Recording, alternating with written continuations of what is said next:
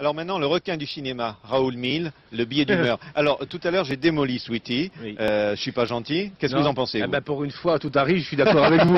Je suis d'accord avec vous. Non, cette dame qui a fait le film, elle est australienne, mais enfin ça, tant pis, c'est pas sa faute. Il faudrait qu'elle se paye des vidéos et puis qu'elle se traite ça chez elle tranquillement, au lieu de présenter ça à Cannes. Les journalistes cinéma aujourd'hui, pour moi, ce sont des guides. C'est aussi, vu le bagage et nos connaissances, pouvoir faire des ponts, pouvoir faire des liens et peut-être titiller la curiosité des spectateurs. Justement, mon métier, c'est de me dire, ok, je dois parler de ça, mais je dois aussi essayer, comme un chercheur de truffes, aller chercher le petit film indépendant qui est un petit bijou et qui ne bénéficie pas de la même campagne de pub, du même rouleau compresseur. Ceci étant dit, je pense que c'est quelque chose que peuvent faire aussi les youtubeurs, les podcasteurs, etc. Et puisqu'on est dans la contre-culture, j'ai choisi un film que vous ne verrez sûrement jamais. Parce que même s'il a fait de petites projos, il a jamais trouvé de gens derrière pour le distribuer. C'est le gagnant du Brutal d'Or 2013 et c'est... Sergueï Prakov. Non mais sérieusement? Quoi? C'est pas Sergueï Prakov? Bah si. Bah voilà. Non mais tu peux pas connaître ce film, il est jamais sorti.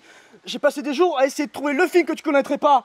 Bah c'est raté. Je pense qu'il y a des journalistes qui ont sûrement la même éthique de travail que moi, de la manière dont je regarde des films, dont je fais des trucs. Mais oui, en soi, le travail est le même, ouais, c'est des critiques de films, tu vois. Peut-être il n'y a peut-être pas la même qualité en fonction des personnes et des choses comme ça, mais le chemin est le même et le travail est quasiment le même, quoi. Le grand changement, je pense, qui s'est passé, je dirais, depuis les années 2000, c'est que à l'époque où on avait un très petit nombre de prescripteurs, par nature élitistes, puisque c'était une élite, aujourd'hui on a des milliers de prescripteurs et d'influenceurs. Donc, qu'est-ce que j'ai pensé de ce film? Eh bien, déjà, je commencerai par dire que visuellement et formellement, c'est extrêmement réussi. C'est un film que tu regardes avec un filet de bave, je trouve vraiment. Plaisir coupable, ouais, clairement. C'est une catastrophe à ce niveau-là. C'est problème de rythme sur problème de rythme. Les trailers ne m'avaient pas trop hypé, mais au final, c'était plutôt sympa. Zack Snyder revient donc dans l'univers du zombie. C'est un bon moment sur Netflix, mais vous allez vite l'oublier. Mais si vous voulez être diverti, je vous le conseille quand même. Mais avoir des gens nombreux qui parlent, plutôt qu'un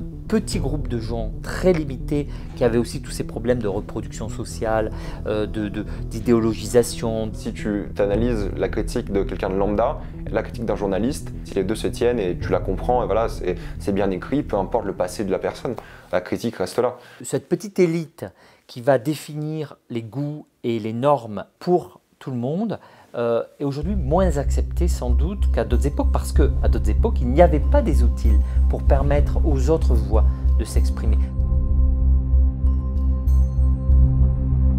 Et l'art, c'est pas une question de spécialité, c'est ça le truc. C'est peut-être ça le problème aussi de la presse aujourd'hui, c'est que les gens ils s'y connaissent pas forcément et ils ont envie d'avoir l'avis de n'importe qui. Et moi, c'est ce que je veux faire sur ma chaîne, c'est que je suis n'importe qui donne son avis au final. Si je prends sans aucun remords, c'est sans aucun souvenir. Et je dis pas que ce film est nul, loin de là, je pense que c'est un film qui est ok. Ça se regarde, mais ça s'oublie instantanément. C'est vraiment le genre de truc où vous voulez défoncer votre vendredi soir avec rien de mieux et vous regardez ça. Mais quand tu vois, ils avaient révélé les chiffres de première l'année dernière, je crois. Enfin, moi, toutes mes vidéos, elles font plus que les chiffres de... Enfin, pas toutes, mais en termes de vues, c'est une autre histoire. Quand même, des petits youtubeurs, ils font plus de vues que première. Et que les gens qui ne connaissent pas... Les questions de Sommer, ce sont loin d'être tous pareils. Mais dans tous les sens pendant 4 heures. Je viens pas de voir le meilleur film. D'autres acteurs ont remplacé, ou en tout cas complété ces acteurs-là. Donc moi, je suis très optimiste. C'est pour ça que tu vois plein de journalistes qui font le pas, quoi, qui sautent le pas, qui viennent parler de cinéma sur YouTube. Donc tu travailles peut-être un peu plus, mais au final... c'est bénéfique pour tout le monde, quoi. Déjà, commençons par l'évident, je vous ai dit par l'évidence, je vous ai dit quelques mots du scénario. Il est d'une spectaculaire débilité. C'est assez rare d'atteindre ce niveau presque incandescent de bêtises. C'est-à-dire qu'on est quand même en train de nous raconter que... J'ai 29 ans et déjà les gens de ma génération ne regardent plus énormément la télévision. C'est qu'on est habitué à passer du temps sur YouTube, donc autant passer du temps sur YouTube pour aussi regarder des critiques de films et de séries tant qu'on est là, quoi. S'il faut aller chercher d'autres critiques sur d'autres sites web et tout, forcément on a moins envie.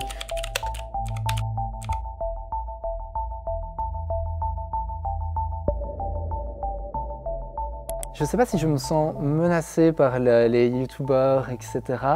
Mais je suis conscient que je fais partie d'une branche du journalisme cinéma qui n'est pas assurée non plus d'avoir une place aussi importante que maintenant dans 10, 20 ans.